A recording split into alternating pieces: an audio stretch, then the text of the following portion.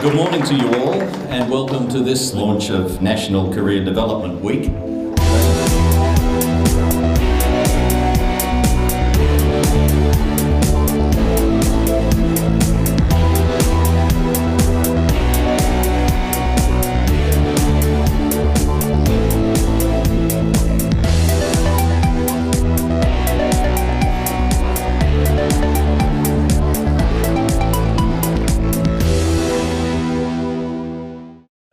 Now, our final speaker this morning is Sam Sheppard.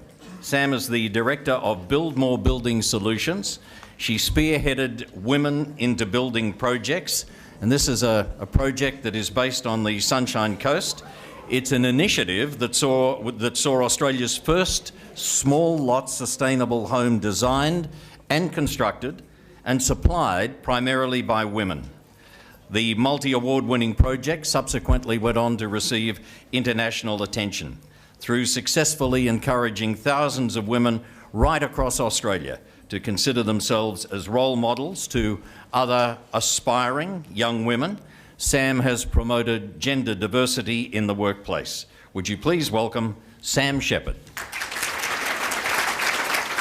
So I actually got my first jobs when I was 11. I had 3 jobs at the age of 11. I grew up with 2 older brothers who frequented the boys' homes. So I was the only one that was legitimately legal, and I was also the smartest of the 3 of us, being the youngest.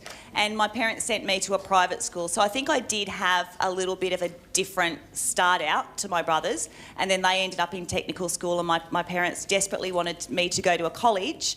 But I knew how hard my dad was working and I just refused. I ended up going to high school.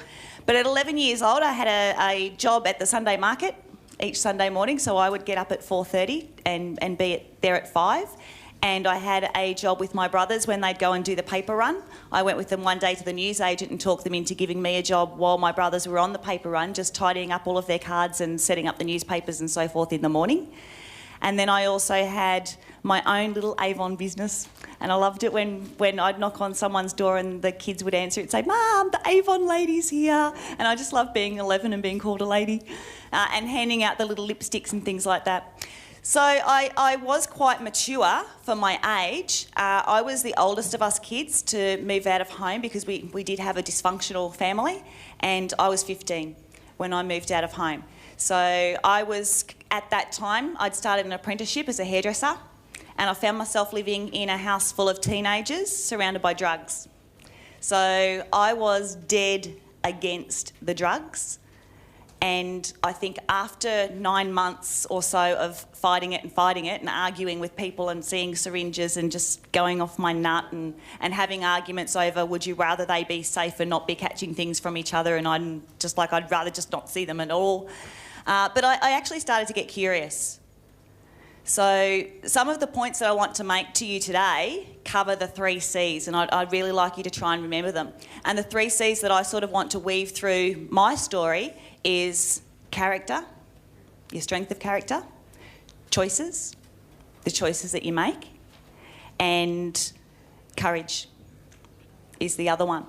So at this point when I was 16, at this stage, I decided I'm either going to end up doing this, which is not a path I want to go down, or I actually need to remove myself completely, because if I continue to associate with these people, I'm going to go down that path.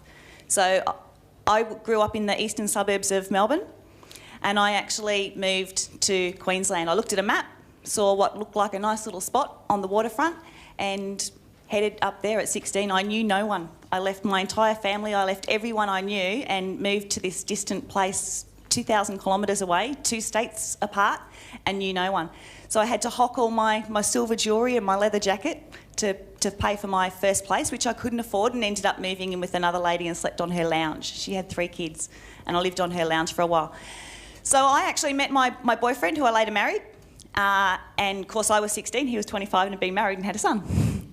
So I was very mature for 16, but when I was 17, we actually started up a cabinet making business. Beep. So this was me at 17. We set up the cabinet making business from scratch. We'd been up up north, and I'd worked in a timber yard, and he was on the prototype condominiums at the Mirage Resort. So he was actually paying in tax what I was earning. But when we came back, he had a big tax bill from previously of $7,000, and we'd saved $7,000, and we went to the bank back when you would actually sit in front of the bank manager and said, look, if we spend our $7,000 setting up our cabinet making business and we can't make it back by the time this tax bill falls due, would you lend it to us? And he said yes. So that's what we did. We went out and bought compressors and things like that. So it was no different for me working with fellas, working with men. If I ever had a confrontation with one of the guys or anything like that, I just kind of put it down to the fact that I was younger. That I was young and starting out. I never got a chip on my shoulder that it might be because I'm female, because that just didn't come into the equation. I'd always been around boys. So it was only years later when I'd had the cabinet making business, I'd renovated houses and so forth. My first house was also purchased at the age of 17 on a $1,000 deposit. Beep. Isn't that beautiful? $25,000. The real estate agents were really upset with us actually, because they used to take buyers for a drive to see what they could sell them, and they'd drive them past this one and say, if you've only got $50,000, this is all you could buy, but if you want to spend 30 more, and of course they couldn't take them past that one anymore. Beep. So this is what we took it back to. Beep. And we lived, beep. We lived in the laundry out the back, so we actually did the laundry up first. It was very exciting because we lived in a caravan prior to that, so living in a 3-metre square room was no different. It was actually just really exciting because we were in our own place. So this was our lounge folded down to a bed. This was a bench top where we cooked on, as well as our sink, as well as the laundry tub and all that sort of thing. Beep.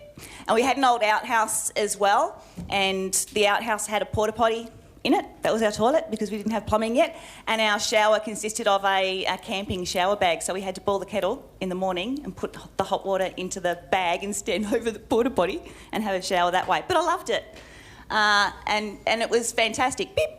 There's a before and after shot of our kitchen, so that's what we walked into. 1920 newspapers on the floor, and in 1987, 88, that was sort of the in vogue. It looks a bit countrified now. I'm a bit more cosmopolitan in taste these days. So that was my first house, and that's where I really developed my love for the building industry and how creative it can be, and just how for every dollar you spend, you make two when you do it right. Beep. So a little later on, when I'd renovated house after house after house, I met Pete, and I met him on a job site, and he decided to make an honest woman of me, and we started up the Build More group so that we could actually be building houses for other people rather than just renovating for ourselves. So our original branding was much like this, and we just found that we were drawing people to us because our branding said, we will build you cheap house. So we were getting a lot of people coming to us who were half-owner builder, who were first home buyers, and just wanted us to get them to lock up. And seriously, we could have sat on the beach and made more money. So we ended up deciding, look, we really love what we do, we're passionate about it, and we rebranded, and all of our colours that went with it. And literally from that day forward, the entire clientele that came to us was far more upmarket, and the phones just stopped ringing from the first home buyer. So that definitely worked. But it was only when I was a licensed builder, by the time I had secured my licence and done the additional training, that people started to say to me, wow, you've got an inspirational story, you should share it. And I started going to schools and talking at career days at schools and so forth. And people were saying, well, that's just such a great story, such a great role model. And I was like, I never thought I was any different. I never thought of myself as being different. But it was around this time that I sort of said to people, maybe from a marketing perspective, what if we put us out there as me being a female builder? How would that make you feel? Like if that was successful and I got all the attention and you were in the background as my counterpart, would you feel jealous? Would you feel resentful? Would it cause problems with us? And he said, no, babe, look, if that makes us stand out in a crowd and if that takes off successfully, good for you, I'm right beside you all the way. So that's what we did. Beep and beep. And throughout our building and so forth, there's, if you just want to go through the next few at your own rate, there's just some of the later style houses that we do. So I actually did a project in Pomona, and it was a cabin project, and we had apprentices, and we got about 50 apprentice girls together, and that was just such an inspirational project to work on, because you really got to see these girls mingle with each other. And we discovered that for many of them, because girls or ladies are such a minority in the building trade, that many of them don't cross paths with anyone else. So they think they're isolated, they think they're a loner, they think they're a trailblazer. So within the portions of the industry that are, that's my car, the portions of the industry that are desk related, such as certification, engineering, architecture, town planning, projects like that or jobs like that, there's about 14% women. Whereas when you think in terms of the trades that work on site, it's down at around 2%. So they are a minority, but it's such an outstanding job. I love what I do, and the women that I do come across, because I mingle and I'm involved with the industry associations and so forth, they all love what they do. So someone actually rang me and said, how would you like to build a house? Predominantly by women, and I approached my partner and said, it'll turn our lives upside down, but would you like to do it? And he was like, ooh, it's such a big risk. Beep. And we decided that we'd take on this project, and we secured a block of land, and then we organised an appointment with, or a committee meeting with a few of the associations that we'd worked with, and got them on board. So we had like the Office for Women, and we had Master Builders, which is an industry association, the National Association of Women in Construction, and a few like that. That gave our project the credibility to take it forward, and it was just such an amazing experience to have all of these women who, for many of them, felt that this was the opportunity of a lifetime, because they never come across other ladies out on site. They figured to be able to work alongside of other women, that every day when you turn up, there's 6 or 8 other women on site. So the feeling on site, the culture and the attitude of everyone was just inspiring. But a lot of that takes courage. And when you think like a baby, when a baby starts walking, it takes courage to take that first step. It takes courage to go for your first day to a new school. It takes courage to approach someone for the first time and introduce yourself, to make a new friend. And it took courage for me to move interstate at 16 and not know a soul. There's so many things that take courage in life. And again, coming down to choices. Each and every choice that you make, it doesn't matter what your schooling is. I left school at 15. I don't advocate that, but there's kids that do. My oldest son was not academic. He is dyslexic. But we pulled him out and we put him into a carpentry apprenticeship. So he's 19 and he's a fully qualified carpenter. So there's academic people who also love the industry. But if you make enough of the right choices, you will get where you want to go. And that comes down to what you put, when you set your alarm and your alarm goes off in the morning, do you get up or do you press the snooze button? When your friends want to go out and spray paint walls, do you go with them? Or do you say, I'll give this a miss? When you've got a friend who's had a few drinks, when you're older, would you get in the car and let them have your life in their hands? Or would you speak up?